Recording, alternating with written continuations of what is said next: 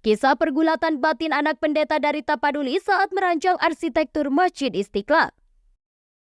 Fredrik Silaban lahir di Bonandolok, Sumatera Utara, 16 Desember 1912. Fredrik merupakan anak pendeta yang merancang arsitektur Masjid Istiqlal, Jakarta. Fredrik Silaban merupakan penganut Kristen Protestan dan anak dari seorang pendeta miskin di Tapanuli. Namun kiprahnya telah melahirkan berbagai bangunan modern pada masanya yang kini menjadi bangunan bersejarah di Indonesia. Pada tahun 1955, Presiden pertama Indonesia Soekarno mengadakan sayembara membuat desain maket Masjid Istiqlal. Sebanyak 22 dari 30 arsitek lolos persyaratan. Bung Karno sebagai Ketua Dewan Juri mengumumkan nama Fredrik Silaban dengan karya berjudul Ketuhanan sebagai pemenang sayembara. Bung Karno menjuluki Silaban sebagai By the Grace of God karena memenangi sayembara arsitektur Masjid Istiqlal tersebut. Penanaman tiang pancang baru dilakukan pada tahun 1961 atau 6 tahun setelah pemenangan sayembara diumumkan. Dan pembangunan masjid baru selesai 17 tahun kemudian dan secara resmi digunakan sejak 22 Februari 1978.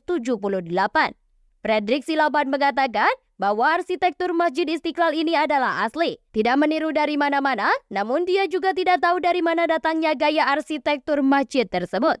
Menurut Silaban, patokan dia dalam merancang hanyalah kaidah-kaidah arsitektur yang sesuai dengan iklim Indonesia dan berdasarkan apa yang dikehendaki orang Islam terhadap sebuah masjid. Dikisahkan putra Fredrik, pada Gus Silaban sebelum mengikuti sayembara Masjid Istiqlal, ayahnya meminta izin ke Presiden Soekarno. Dari situlah Soekarno mengusulkan agar Fredrik memakai nama samaran dan Fredrik menjalankan saran dari Bung Karno. Menurut Panogus Silaban, ayahnya memang kerap mengikuti sayembara dengan nama samaran berupa moto. Pernah ada satu sayembara, Fredrik memakai nama Bhinneka Tunggal Ika. Dia juga pernah memakai moto kemakmuran, lalu Masjid Istiqlal ini motonya ketuhanan. Alami pergelutan batin. Fredrik Silaban mengalami pergelutan batin ketika hendak mengikuti sayembara arsitek Masjid Istiqlal. Bagaimana tidak, Fredrik merupakan seorang Kristen Protestan. Berdarah Batak, ayahnya seorang pendeta. Sebelum mengikuti sayembara, Fredrik bahkan sempat berkonsultasi dengan Uskup Bogor, Monsignor Geis perihal konflik batin ini. Fredrik juga berdoa memohon persetujuan dan bimbingan Tuhan soal niatnya mengikuti sayembara merancang sebuah masjid, rumah ibadah umat Islam. Menurut Poltak Silaban, putra Fredrik Silaban yang lain, ayahnya meminta doa kepada Tuhan agar dibuatkan sakit dan dikalahkan jika memang merancang masjid ini adalah perbuatan yang salah. Namun sebaliknya jika di mata Tuhan merancang Masjid Istiqlal ini adalah perbuatan benar, maka Fredrik Silaban minta dimenangkan.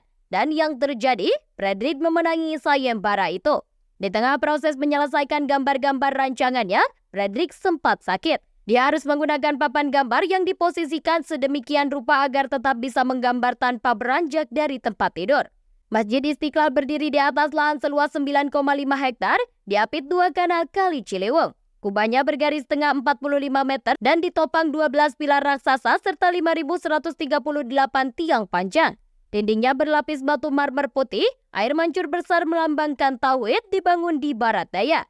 Dilengkapi menara setinggi 6.666 cm sesuai dengan jumlah ayat Al-Quran.